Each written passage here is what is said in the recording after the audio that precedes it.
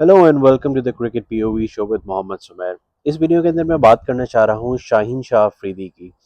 आज उन्होंने एक प्रेस कॉन्फ्रेंस करी जो अपकमिंग सीरीज है पाकिस्तान वर्सेस श्रीलंका की ओडीआई सीरीज जो कि खेली जाएगी रावलपिंडी के अंदर। शाहीन शाह अफरीदी जब प्रेस कॉन्फ्रेंस में आए तो वो काफ़ी पॉजिटिव मुझे लगे, उन्होंने काफ़ी पॉजिटिव बातें की। सबसे अच्छी बात मुझे उनकी ये लगी कि उन्होंने जिस तरह से मोहम्मद रिजवान का जिक्र किया, मोहम्मद रिजवान का जिक्र करके उन्होंने ये बोला कि कैप्टनसी एक्सेप्ट करने से पहले उनकी रिजवान से बात हुई और रिजवान खुद जो है वो स्टेप डाउन होना चाहते थे कैप्टनसी से। तो ये एक बहुत अच्छी बात है कि कम्युनिकेशन क्लियर थी दो कैप्टन्स के बीच में। रिजवान जो कि अब फॉर्मर कैप्टन है, उनकी शाहीन शाह अफरीदी के साथ ऑफ द फील्ड भी काफ़ी अच्छी दोस्ती है। और एक बात जो है ना, मैं शुरू से करता आता हूँ कि लिए बाबर आजम की कैप्टनसी में मुझे सबसे पॉजिटिव चीज़ जो लगती थी ना, वो मुझे टीम की यूनिटी लगती थी। जो यूनिटी लड़कों के बीच में थी, अगर ये टीम हारती भी थी, हार को साइड पे रख के कोई इस टीम के ऊपर शक नहीं करता था। In the past, back in the 90s and early 2000s, match fixing के काफ़ी इल्ज़ाम लगते रहे टीम के ऊपर। तो उस वक्त काफ़ी कैप्टन चेंज होते थे, टीम जो है वो स्टेबल नहीं होती थी, on end of the field काफ़ी कंट्रोवर्सीज रहती थी टीम की। बाबर आजम जब कैप्टन बने थे ना इस टीम के आफ्टर सरफराज अहमद, सरफराज अहमद से ज़्यादा स्ट्रॉन्ग कैप्टन तो in the last few years team के अंदर नहीं आया है। जिस तरह से सरफराज ऑन द फील्ड लड़कों को लड़वाते थे, लड़के मैच जीतते थे लड़के, और जिस तरह का सरफराज का कमांड था लड़कों के ऊपर, उस तरह का कमांड शायद बाबर आजम का नहीं था, लेकिन लड़के बाबर आजम को रिस्पेक्ट बहुत देते थे। पर्सनली बाबर आजम की परफॉर्मेंसेज दे वर एक्स्ट्राऑर्डिनरी। उस टाइम पे बाबर आजम अपनी पीक के ऊपर थे, अनफॉर्चुनेटली जो कि आज बाबर आजम अपनी पीक पे नहीं है। तो अंडर बाबर आजम ये लड़के बहुत यूनाइटेड होते थे। टीम अगर हार भी जाती थी तो कोई इनकी यूनिटी के ऊपर सवाल नहीं उठाता था। हारते थे, अगले ही मैच में दोबारा जान मारते थे। काफी मैचेस ये लोग जीते भी हैं। टूर्नामेंट्स के सेमीफाइनल्स और फाइनल्स हम लोगों ने खेले। अनफॉर्चुनेटली बाबर की कैप्टनसी के अंदर हम कोई टाइटल नहीं जीत पाए, लेकिन देन अगेन यूनिटी बहुत टीम की स्ट्रांग होती थी। तो शाहीन ने जब रिजवान का जिक्र किया तो मुझे एक बात की खुशी है कि एटलीस्ट दो कैप्टन्स के बीच में एनिमोसिटी नहीं होगी जब ये फ्यूचर में खेल रहे होंगे, और दोनों की आपस में बनती भी बहुत है।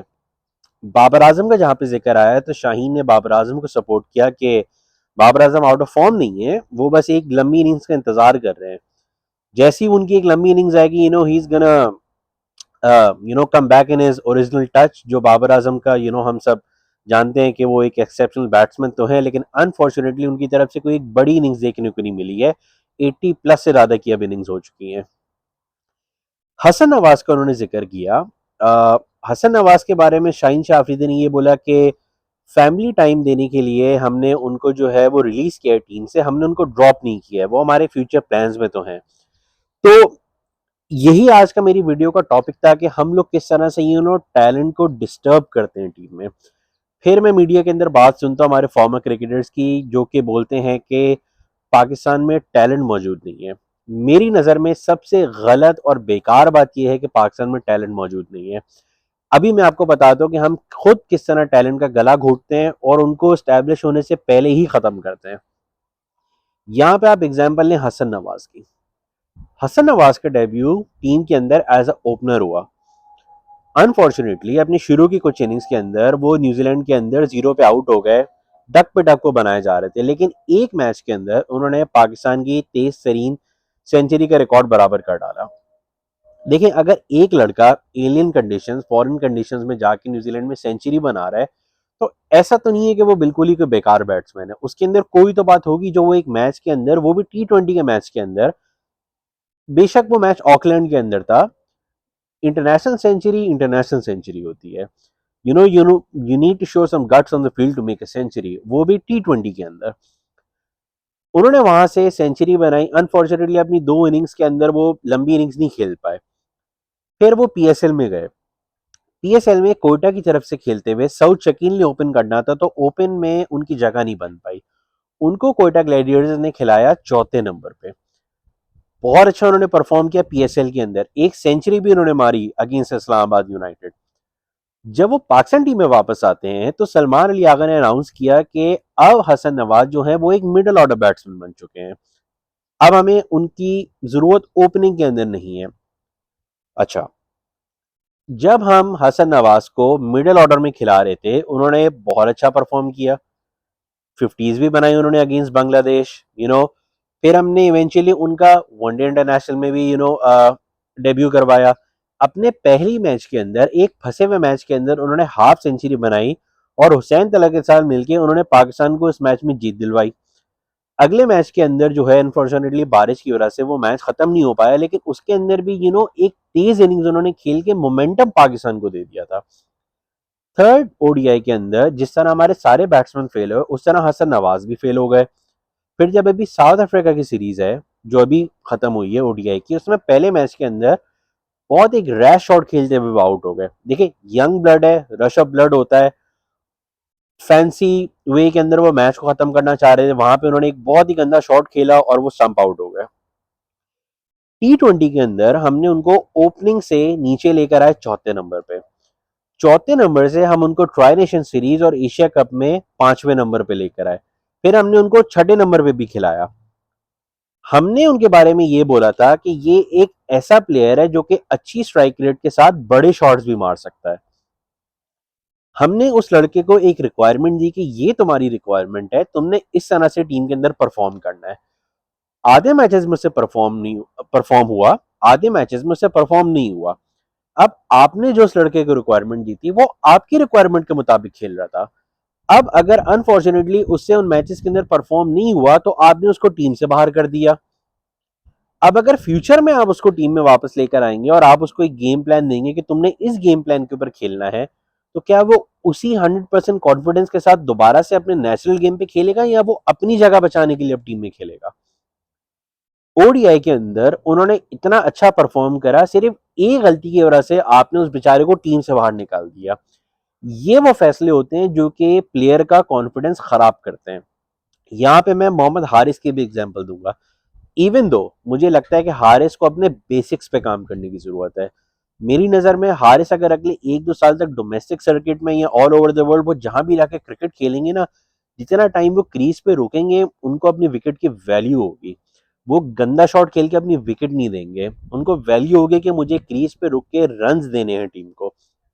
जिस तरह से वो शॉट मारते हैं ना, एक होता है स्लॉगर, एक होता है पावर हिटर। वो मुझे स्लॉगर करते हुए नजर आते हैं ज्यादातर, लेकिन जिस तरह का वो शॉट खेलते हैं ना, ऐसा लगता है कि उनके बैट के अंदर कोई होल है और उस होल के थ्रू बॉल गुजर जाती है। बेसिक सेंस उनकी है ना, मुझे नजर नहीं आती जब वो क्रीज के ऊपर मौजूद होते हैं।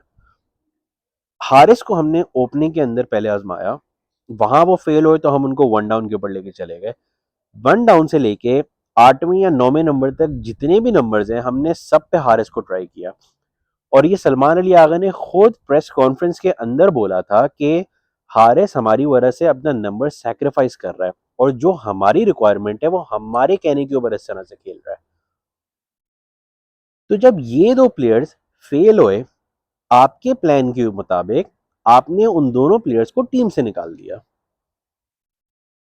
सलमान अली आगा ने अनाउंस किया था एक, उन्होंने जहां तक मुझे याद पड़ता है कि उन्होंने एक प्रेस कॉन्फ्रेंस में बोला था कि अगर मैं अपनी कैप्टनसी के अंदर हारिस या हसन नवाज या साइम अयूब जैसे प्लेयर्स को मैं स्टार ना बना सकूं तो मेरी कैप्टनसी का कोई फायदा नहीं है।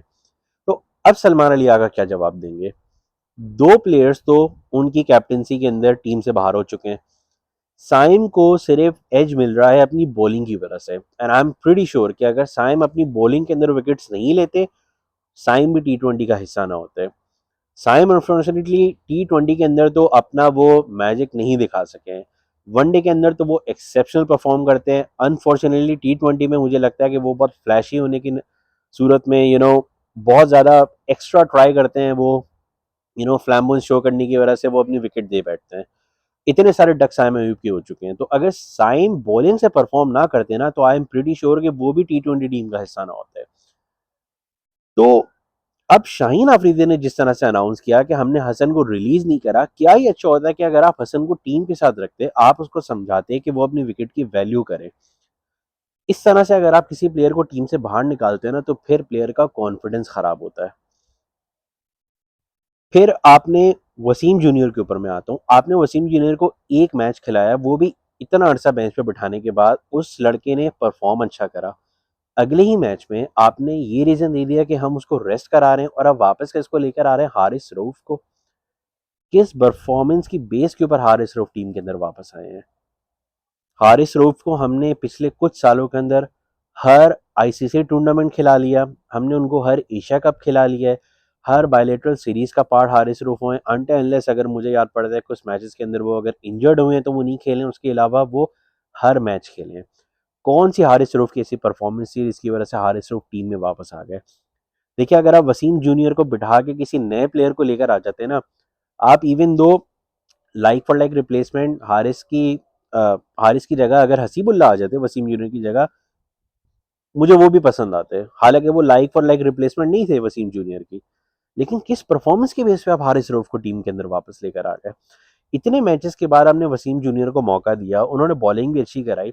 अब वो लड़के का क्या कॉन्फिडेंस रहेगा कि इतने ऑलमोस्ट 1 साल के बाद वो टीम में वापस आए हैं और आपने एक मैच खेल के उनको बेंच पे बैठा दिया, ये कह के वो रेस्ट कर रहे हैं। इस तरह से आप अपने प्लेयर्स का कॉन्फिडेंस खराब करते हैं। हसीबुल्ला की आप बात कर लें, हमने हसीबुल्ला को स्क्वाड में क्यों रखा हुआ है? हसीबुल्ला का क्या फायदा कि वो डोमेस्टिक में कंसिस्टेंटली परफॉर्म करते हैं, जब वो स्क्वाड का हिस्सा टेस्ट मैचेस में होते हैं ना हमने उनको टेस्ट मैचेस में आजमाया है, ना हमने उनको आज तक ओडीआई मैचेस के अंदर आजमाया है। हमने उनको ऑस्ट्रेलिया के अंदर एक 7 ओवर के मैच में उनको एक मौका दिया जहां वो रन नहीं बना सके। अब 7 ओवर के मैच के अंदर एक प्लेयर क्या रन बनाएगा? और पिछले साल न्यूजीलैंड की एक सीरीज के अंदर हमने उनको एज अ ओपनर भेज दिया, अनफॉर्चुनेटली वो पहली या दूसरी बॉल पे आउट हो गए। उसके बाद आज तक हमने हसीबुल्ला को मौका ही नहीं दिया है। फैसल अकरम एक और प्लेयर है, हमने स्क्वाड में फैसल अकरम को क्यों रखा था? फैसल अकरम को तो खिलाने की दूर की बात, अबरार अहमद हमारे मेन स्पिनर हैं, हमने पहले मैच के बाद सेकंड ओडीआई में अबरार अहमद को ही बाहर बिठा दिया। तो क्या हमने फैसल अकरम को खिलाना था? हमने तो अपने मेन स्पिनर को ही बाहर बिठा दिया, वो भी against south Africa in home conditions. या आपने सेम गलती की जो चैंपियंस ट्रॉफी में गलती हमने की थी कि हम वर्चुअली सिर्फ एक स्पिनर के साथ गए थे पूरे टूर्नामेंट के अंदर और 2 मैचेस के बाद हमारी चैंपियंस ट्रॉफी खत्म हो गई थी। तो यहाँ पे मेरा बहुत दिल है कि जो हमारा कैप्टन बनता है ना, उसको थोड़ा सा स्पाइन अप करके स्टैंड लेने की उसको जरूरत है। अब रिजवान की कैप्टनसी के अंदर भी रिजवान अगर टीम को चैंपियंस ट्रॉफी में लेके जा रहे हैं और वो हाथ खड़े कर रहे हैं मैनेजमेंट के सामने कि जो मैनेजमेंट चाहेगी वही टीम खेल ले, इसमें रिजवान का कोई से नहीं होगा, जो टीम रिजवान को दी जाएगी रिजवान उन्हीं टीम के साथ खेलेंगे, तो फिर आपके कैप्टन बनने का फायदा क्या है? जब आपका टीम पे ही कमांड नहीं है, आप कंट्रोल ही नहीं कर सकते कि कौन से लड़के आपने खिलाने, तो फिर आपका कैप्टन बनने का क्या फायदा? अब सेम शाहीन अफरीदी के साथ है। हम बाबर आजम को तो बहुत कहते थे कि बाबर आजम के ऊपर इतना हमने लेबल लगाया कि ये दूसरी आने वाली टीम को खिलाते हैं। तो जो प्लेयर्स बाबर की कैप्टेंसी में तब खेलते थे वही प्लेयर्स आज भी खेल रहे हैं। बाबर तो अब कप्तान नहीं है। और हारिस रऊफ जिस तरह से टीम में वापस है, तो क्या अब दोस्ती यारी नहीं दिखाई गई? आप हारिस रऊफ की जगह किसी भी नए लड़के को मौका देते थे। आपका आखिरी मैच था साउथ अफ्रीका के खिलाफ, आप हसीबुल्ला को खिला लेते, आप फैसल अकरम को खिला लेते, आप किसी को भी खिला लेते। हारिस रऊफ की क्या तुकबंदी थी उस मैच में खेलने की? मुझे अभी तक ये बात जो है वो डाइजेस्ट नहीं हो रही। ये वजह होती है कि हम अपने प्लेयर्स का कॉन्फिडेंस खराब करते हैं। यू नो मैं दूसरी टीम की एग्जांपल्स देना मुझे पसंद नहीं है, लेकिन आप इंडिया की एग्जांपल लें। जब वो एशिया कप खेलने के लिए गए, उन्होंने शुभमन गिल और अभिषेक शर्मा की जो ओपनिंग जोड़ी खिलाई, मेरा बहुत दिल था कि जायसवाल टीम में खेलें, लेकिन देखें उसकी जगह नहीं बन रही थी। तो उन्होंने जायसवाल के साथ ये नहीं किया कि उन्होंने जायसवाल को टीम में लेके मिडिल ऑर्डर में या लोअर मिडिल ऑर्डर में उसको खिला दिया। जब जायसवाल की ओपनिंग में जगह बनेगी ना, तभी वो जायसवाल को टीम में वापस लेकर आएंगे। अब देखें, जिस तरह से हमने हसन नवाज को टीम से निकाला और उनकी जगह हमने फखर जमान को लिया है। अब फखर जमान ने तो एशिया कप में ओपनिंग की थी, या बाबर के अंडर या रिजवान के अंडर तो वो थर्ड और फोर्थ नंबर पे खेल रहे थे। अब हसन नवाज तो पांचवें या छठे पे खेल रहे थे, तो अब क्या हम फखर को ऊपर से दोबारा नीचे लेकर आगे पांचवें या छठे पे खिलाएंगे? ये क्या सेंस बनती है? इसी तरह देखें, बाबर आजम को हमने T20 से ये कह के निकाला था कि इनके, और यहाँ पे रिजवान का भी आप जिक्र कर लें, बाबर रिजवान को हमने T20 से ये कह के निकाला था कि इनका स्ट्राइक रेट का इशू है। उनकी जगह पे जो नए प्लेयर्स आए हैं वो तो उनसे भी कम स्ट्राइक रेट पे खेल रहे हैं।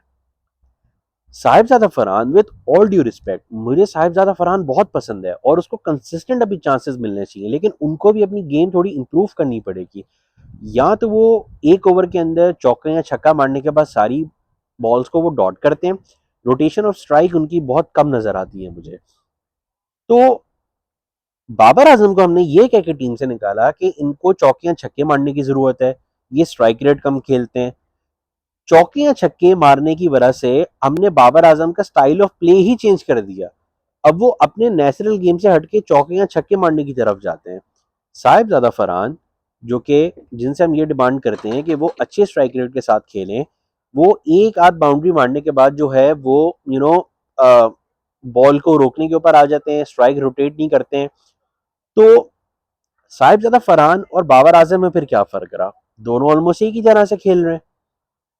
तो कहने का सिर्फ मकसद ये कि बाबर आजम का स्ट्राइक रेट का तो कभी इश्यू था ही नहीं। आपने बाबर आजम को उसके नेचुरल गेम ऑफ प्ले से हटा दिया। अब वो बेचारा जो अपना नेचुरल गेम खेलता रहा वो भी नहीं खेल पा रहा है। उसके माइंड में हमेशा ये चलता रहता है कि मैंने कोच या सिलेक्टर्स को या फैंस को इम्प्रेस करने के मैं भी चौके छक्के मार सकता हूँ। उसकी वजह से वो अब अपना नेचुरल गेम से भी हट चुका है। सेम जो है हम कितने प्लेयर्स को हमने ज़ाया करा है सिर्फ इस वजह से। अब आप ये देखें कि अबरार अहमद को हमने एक मैच के अंदर बिठा दिया। क्या हम फैसल अकरम को लेकर आते हैं, हमने अबरार अहमद को मैच के अंदर बिठा दिया? ये किस किस्म की प्लानिंग है? मतलब कंसिस्टेंसी आपको किसी भी जगह पे नजर नहीं आती है। यही माइक हैसन थे जिन्होंने बोला था कि बाबर आजम को हमने कुछ इंप्रूवमेंट्स करने का कहा है, वो जाके क्रिकेट खेलें और इंप्रूव करें। बाबर ने तो कहीं जाके क्रिकेट खेली नहीं। तो या तो आपने पहले उनको निकाला गलत था, या तो आप उनको लेके गलत आए हैं।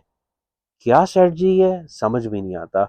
और अगर शाहीन को भी इसी तरह का एक डमी कैप्टन बनना है तो फायदा नहीं है कोई फिर कैप्टन बनने का किसी का भी। अगर कमांड आपको ऊपर से ही आना है या बोर्ड के अंदर से आपको ऑर्डर्स मिलने हैं कि आपने इस लड़के को खिलाना है, इसको नहीं खिलाना है, तो फिर चाहे आप किसी को भी कैप्टन बना दें, फायदा नहीं है, टीम नहीं जीतेगी। आप हेयर एंड देयर एक आध मैच तो जीत जाएंगे, लेकिन आप कोई बड़ा टाइटल या कोई बड़ा टूर्नामेंट नहीं जीत पाएंगे। अब आने वाली जो सीरीज है वो श्रीलंका से है। मुझे लगता है कि साउथ अफ्रीका से ज़्यादा डेंजरस टीम जो है वो श्रीलंका होगी। तो देखते हैं कि किस तरह की पिचेस होंगी, किस तरह की कंडीशन होगी, शाहीन किस तरह से लेके चलेंगे। प्लीज़ रिक्वेस्ट है कि एटलीस्ट इस सीरीज़ के अंदर आप हसीबुल्ला को या फैसल अकरम जैसे प्लेयर्स को मौका दे के एटलीस्ट आप देख तो लें कि ये कहाँ पे खड़े हैं। अगर आपने इनको खिलाना ही नहीं है तो इनको स्क्वाड में रखने का फ़ायदा क्या है? अगर आप इनको होम कंडीशंस में नहीं खिलाएंगे तो फिर और कहाँ खिलाएंगे? अभी थोड़ी देर से पहले हम न्यूजीलैंड के टूर पे गए थे, वहां पे हमने सारे बेचारे नए प्लेयर्स को डाल दिया। मुश्किल कंडीशन में आप उन नए प्लेयर्स को लेके गए, वहां पे उनसे नहीं परफॉर्म हुआ है, आपने उन सारे लड़कों को टीम से निकाल दिया। मोहम्मद अली उस टीम में थे, कहाँ है आज मोहम्मद अली? आकिब जावेद उस टीम में थे, कहाँ है आकिब जावेद? जहादात खान उस टीम के अंदर थे, कहाँ थे जहादात खान? उन्हीं प्लेयर्स को आप होम कंडीशन में मौका देते ना, वो अपने होम कंडीशन में खेलते तो कुछ ना कुछ परफॉर्म भी कर देते। तो नए प्लेयर्स को आप मुश्किल कंडीशन में खिलाते हैं, फिर वही ट्रायल एंड टेस्टेड प्लेयर्स को आप अपने वापस होम कंडीशन में ला के खिलाते हैं। तो क्लैरिटी किसी भी चीज में नहीं है। ये वजह होती है कि जब आप क्लैरिटी नहीं देते ना किसी प्लेयर को, आप उसको प्लान देते हैं, वो उस प्लान के ऊपर चलता है, कुछ मैचेस में वो चलता है, कुछ में नहीं चलता, आप उसकी टीम से बाहर निकाल देते हैं। वही प्लेयर अब दोबारा टीम में आएगा ना तो कभी भी वो 100% कॉन्फिडेंस ही नहीं खेलेगा जिस तरह से उसने स्टार्ट लिया था अपने करियर का। इस वजह से हम प्लेयर्स को खराब करते हैं और फिर हम रोते हैं कि पाकिस्तान में टैलेंट मौजूद नहीं है। टैलेंट पाकिस्तान में बहुत मौजूद है, सिर्फ उसको ग्रूमिंग और डेवलप सही तरीके से करने की ज़रूरत है। तो देखते हैं आने वाली सीरीज़ कैसे जाती है पाकिस्तान वर्सेस श्रीलंका की। फिर जब पहला मैच होता है उसके बाद बात करेंगे कि वो मैच कौन जीते और कैसा पाकिस्तान टीम खेली। फिर अपनी आने वाली वीडियोज़ में और चीज़ों को मैं डिस्कस करूँगा। अंटिल देन टेक केयर, अल्लाह हाफिज़, बाय।